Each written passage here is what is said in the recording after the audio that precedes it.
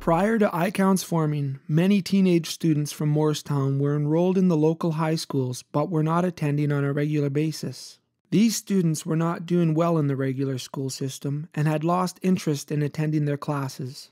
Many of them could be seen walking around Morristown or Smithers during school hours.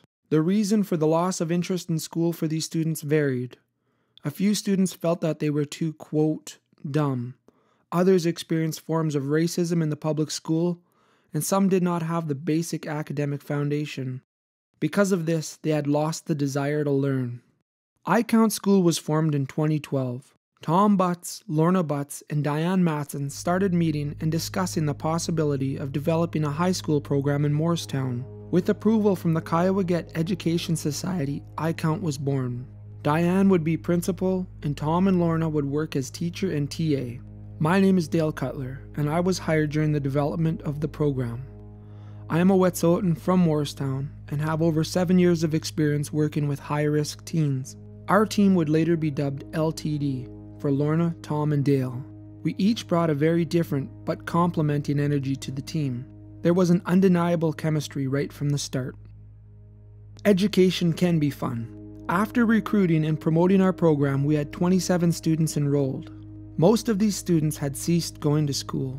To say that we came out of the gate running would be an understatement. In the first 3 months of our inception, we sought to connect with these students and make them feel comfortable. We offered the students breakfast and lunch to start their day. We would do morning check-ins. We call it the huddle. This is a time for students to share what's going on in their lives. Tom was in all his glory doing his crazy science experiments and demonstrations. From explosions to fun and engaging lessons, we were getting their attention and connecting. They were buying into the program. iCount was taking on a life of its own, and we were all becoming more like a family than a regular school. Our students were showing up early and leaving late. The students now wanted to be at school. At the end of our school day, we'd have to ask the students to go home because they just didn't want to leave. After the Christmas break, school resumed in January, and our students were ready to hit the books. We developed IEPs for each student and allowed them to work at their own pace and level. Our whole program is based on a personalized method. Our students were finishing assignments and filling their binders. Many of our students were discovering that they loved to learn and that they were not, again, quote, dumb. It was a very successful first year. We had come across a national video contest in which First Nation schools were encouraged to submit videos to showcase their school. The winner would get a visit from the National Chief of Canada, Sean Atleo, and have their video shared on the web. We produced an amazing video with our students, and lo and behold, we won. The timing was perfect. We were planning a fundraising dinner in our community to pay for our year-end trip. Chief Sean Atleo became our guest of honor at the dinner, and we sold out all of our tables in one day. Chief Atleo praised the work done in our community and touted iCount the best First Nation school in Canada. We were honored and our hard work was paying off. We finished off our first year with an ambitious 2-week trip that brought us across BC and ended in Tofino. 2 weeks and 5,000 kilometers later, we came back as a family. No longer the punks, the bullies, and the dropouts. What an amazing start. Year 2. Imagine your favorite song just ends on a jukebox and you want to hear it again. So what do? You get up, put another quarter in, and pick the same amazing song. That's what we did. But this time we turned it up a little louder. After winning the national video contest in our first year, we had formed a friendship with the national chief Sean Atleo and his wife Nancy. An amazing youth empowerment movement called We Day was going to be hosted in Vancouver October 2013 at Rogers Arena. It was by invite only and was for students that were making positive change in the world. Through our connection with Nancy Atleo, iCount was nominated and offered a spot at We Day. We would be among 20,000 youth from all around the world. We started our second year with 32 students. So what did we do? We packed them all up and we drove south for Vancouver. We arrived at We Day, and what an amazing event it was. Imagine a hockey arena packed with 20,000 plus energized students who all wanted to make a difference in the world. We heard inspirational stories from amazing leaders and successful people. We were dazzled by top musical acts. During the event, Chief Sean Atleo took to the stage wearing an iCount t-shirt. He pointed out our class in the arena and asked us to stand. We got a roar of cheers and applause. Our students from the small village of Morristown were on top of the world. They realized that with some motivation and hard work that they could go places, see new things, and be inspired to make positive change. That was a day many of them will never forget. We returned to Morristown and started our year off with a partnership with the Northwest Community College. For 3 months, our students learned carpentry, how to wire a room, and welding. It was amazing to see them work, learn, and have fun.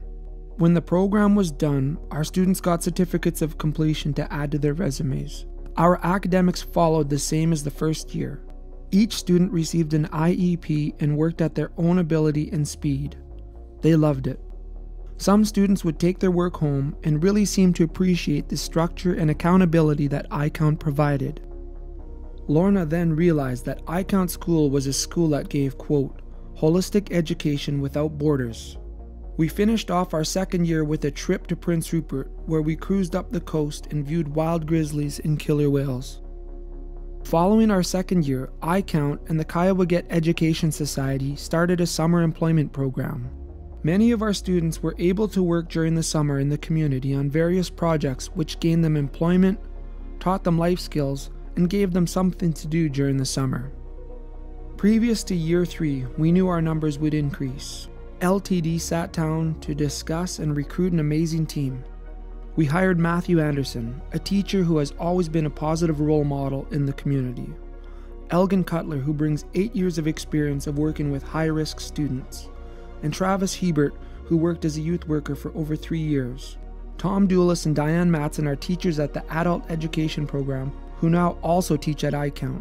With Tom and Diane's years of academic experience, our students have an amazing team of teachers. Christine Jang offers First Nations 12 to our students and jumps back and forth as a teacher between Morristown Adult Ed and the iCount School. Nicole Mall joined us because of her passion to help teenage girls. Linda Stringfellow is the newest member to our team, and we are very fortunate to gain her experience. What an awesome team. We now have 47 students and are recognized nationally. A number of school districts have contacted us and have sent teachers to look at the possibility of developing their own iCount schools. iCount has a business sector administered by Lorna. We have built a 50-foot ice tower, a snowboard park, an outdoor rink, and an outdoor exercise facility. iCount has an exclusive national contract to sell outdoor gym equipment. This business end of iCount is set in place to provide long-term employment within the community of Morristown. We are also in the process of developing a group home for teens experiencing difficulties in their lives. In our first years, we were trying to spark an interest in our students. We succeeded. Now in our third year, we are doing more than just inspiring them to learn. We are no longer just a destination for at-risk students. We are now an academic destination, and our goal is to help students that do not function in the regular school system. We hug, we laugh, and we cry. But most importantly, we are family.